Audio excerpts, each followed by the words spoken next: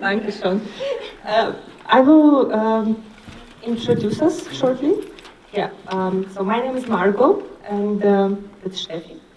So today we will have a small talk in the form of the game, which is inspired by the member of our community, Olena Dvugolova. She created the game Bridge or Park, and it would be inspiration for us. So the meaning of the game is to take the card and choose one option which is more acceptable to you. And we will talk about the questions of migration and about home and about identity and belonging.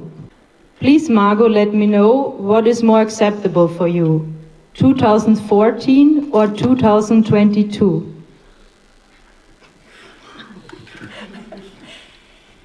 Okay, so in this frame of this question, I am choosing 2014. Just to be clear, what is this year about? Maybe someone knows or don't know. 2014 and 2022 are very important years of Ukrainian history. And 2014 is the occupation of Donetsk and Luhansk and annexion of Crimea.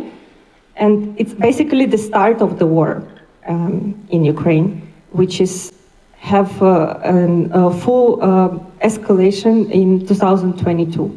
So that's why I think that it's very important to talk about 2014, and it's very connected to my personal biography because I'm a refugee from the war from 2014, and second time I became a refugee in 2022.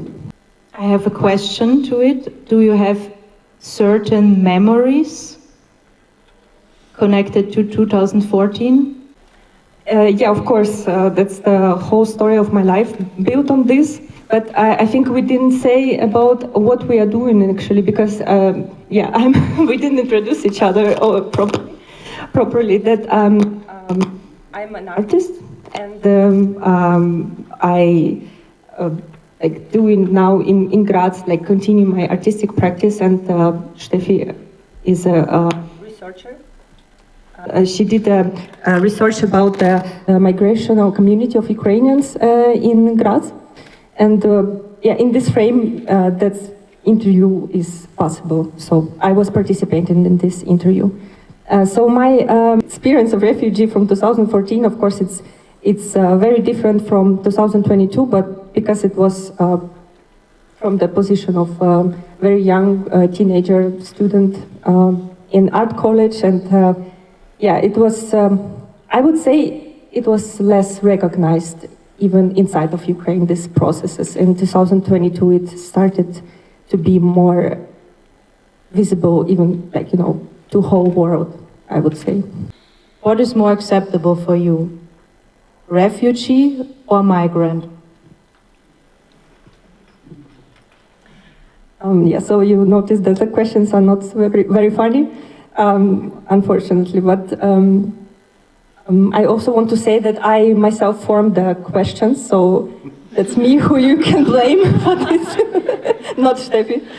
And more acceptable for me is like, and as a term, I would say, migrant, because I'm a refugee and I know that to be a refugee is never to choose your own destiny. Like you always touched by the displacement war and forced moving, and but I take this as a part of my life. But I'm saying that in term of migrant is more freedom, because you anyway go through the different difficulties as integration, language, but it's at least a choice to be in this position. But I myself identify as a refugee, of course. And do you think this could change as well, or did it change? I think that I would always be a refugee because it's a part of my biography. But maybe in my personal like explanation to myself that I'm now here, and I'm inside of myself said, yes, I choose to stay in Graz. But anyway, the frame of it is not my choice, because it was forced migration, of course, inside of the country, then outside of Ukraine. Okay, the last question. What is more acceptable for you? National identity or nationalism?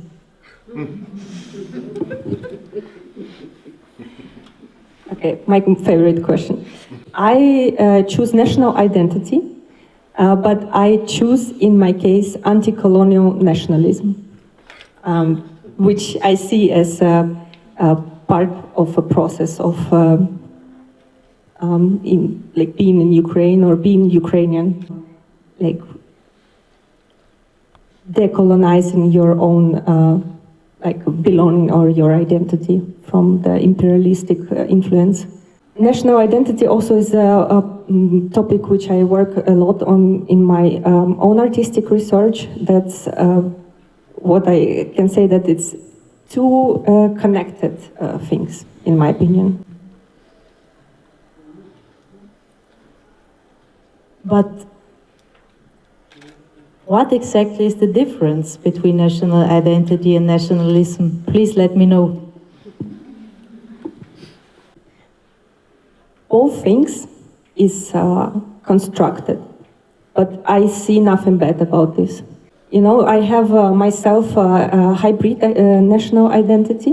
One part of my family is Ukrainian, one part is Assyrian, and it's a very complex thing, but you always can understand what both, if in my case, means to you. So being raised in one community of Assyrians influenced on myself that I feel that I belong to this community very much, but it made me a bit alien to Ukrainian surroundings, which was in Donetsk region. So I myself went through the process of creating my sense of being an Ukrainian, which I think is a very natural thing. You should research what that means to you personally. So that's why it's also a political act to construct your identity and associate yourself with the community and with your country. Even to be in exile still mean that you are not disconnected, because you identify yourself with this history, with the language, and with the culture.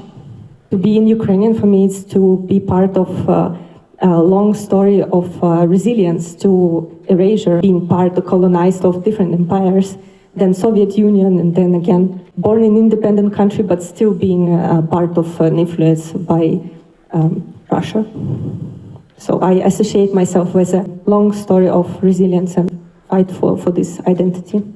And did your awareness change concerning national identity during the last years, from 2014 on? Yeah, for sure, because it's a feeling of being attacked on sense of existence, because to use the language is a statement, to make a constant talk about this is also a statement that you all the time explain what that means for you. And I think it is important work which we are doing, all staying abroad, and to also nourish our community to talk about this, and doing it now, it's also as a part of this statement for me. Let's give the word again to the audience. Is there someone who would like to answer on that question? National identity or nationalism? What is more acceptable for you?